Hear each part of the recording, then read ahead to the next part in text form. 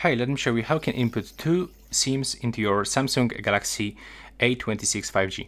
So first of all, to open the slot, you will have to input this SIM tool inside and press gently. Now this SIM tray will pop up, so you will have to grab it with your fingernails and gently pull it towards you. Now when you did it, you can input this first SIM into the first dedicated slot like that.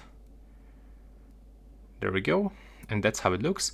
And the second one, it's a little bit tricky, but you will have to put it like this. Take a look. And this is the correct way. Sorry for my dirty fingerprints. I was eating sunflower seeds. Never mind. I'm gonna wash them after this. But you have to just put them back and gently press like this. Just gently. Press and it's finished. Now when you turn on your phone, you will be able to input your PIN code.